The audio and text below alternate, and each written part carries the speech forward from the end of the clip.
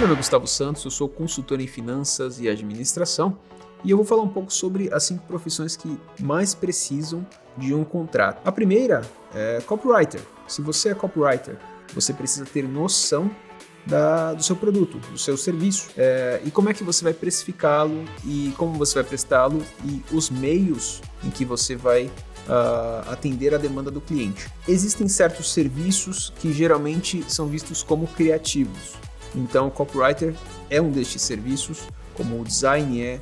Então é importante você deixar claro quais os limites do seu contratante. Por exemplo, é importante que você coloque um número de modificações que podem ser feitas. Você precisa compreender que há responsabilidades entre um contratante e o contratado. E normalmente o contratado coloca algumas restrições quanto à entrega do produto. Então é importante que você coloque restrições ali naquele momento devido à sua atividade específica.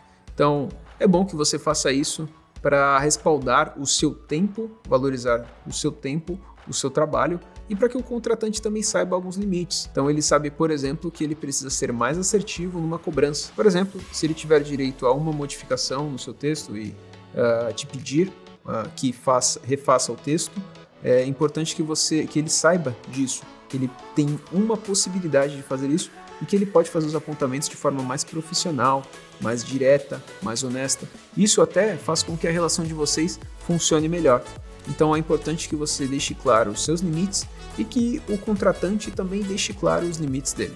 Outra profissão que precisa de contrato é o coprodutor. Às vezes o coprodutor acaba sendo um faz-tudo, então é importante que ele deixe claro no contrato quais são as responsabilidades dele e as responsabilidades do expert. Se ele deixar isso claro no contrato, ele provavelmente não terá muitos problemas após o lançamento. O que acontece muitas vezes é o coprodutor ser responsabilizado por muitas coisas, e muitas vezes ele atrasa algumas entregas, mas o contrato pode ser, muitas vezes, um norte operacional até para o coprodutor, ele sabendo quais são as entregas que ele tem que fazer, em quais tempos, e se ainda assim isto não for possível, pelo menos ele consegue se respaldar de algumas coisas. Por exemplo, pode ser que ele fique responsável pela gestão de tráfego também, de conseguir alguém para isso.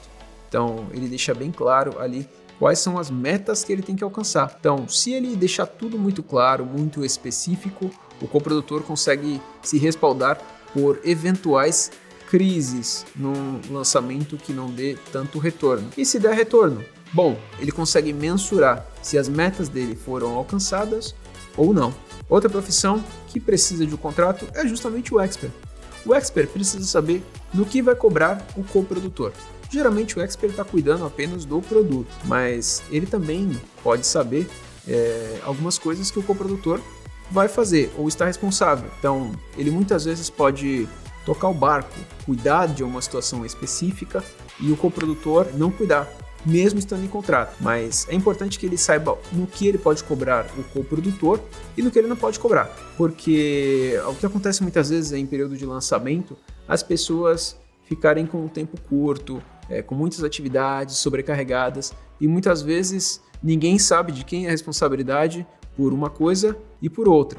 Então no contrato isso fica muito claro e por mais que você faça algo, por mais que o coprodutor não faça, pelo menos está claro ali no contrato o que deveria ter sido feito e o que não foi. E aí você pode deixar claro, alcançando tais e tais metas, a remuneração é X. Se a meta não for alcançada, a remuneração é Z. Então, basta você deixar tudo muito específico e assim, ainda que algumas situações sejam subjetivas, você precisa deixar o mais claro possível, o mais específico possível. Algum critério tem que sempre ser utilizado, ser definido.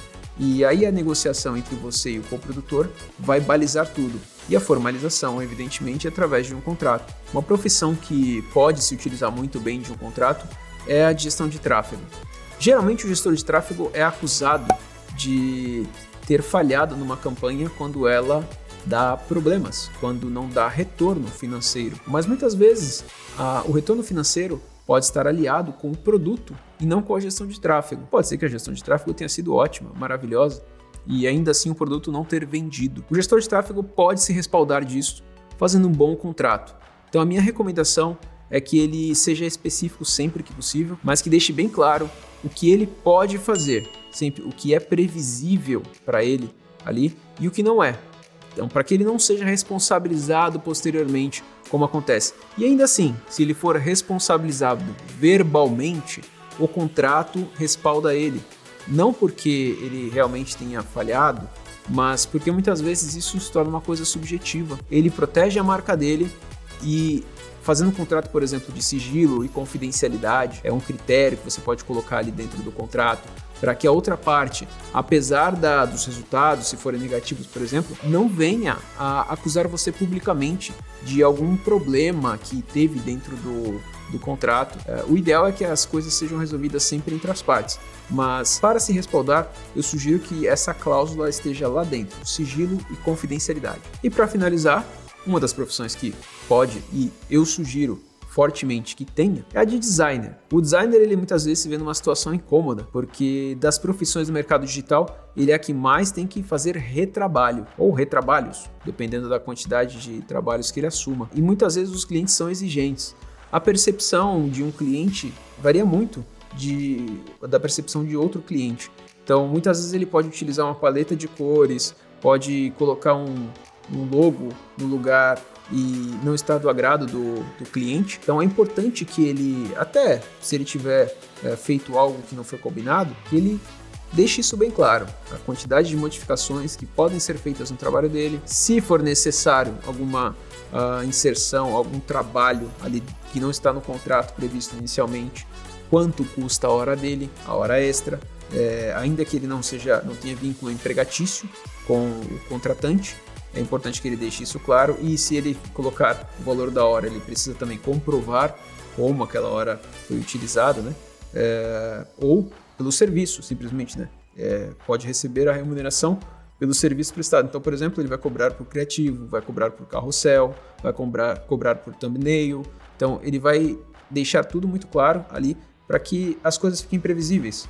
Olha só, é como você entrar numa loja de supermercado. Você entra lá, você sabe que pode comprar o azeite, sabe que pode comprar o arroz, sabe que pode comprar a carne por tais e tais preços. Você não precisa levar necessariamente, mas você pode, se você quiser. Então você deixa isso muito claro para o seu cliente, no caso, o seu contratante. Deixa tudo isso muito claro para que a relação de vocês seja cada vez mais fluida, que vocês façam um negócio sempre também.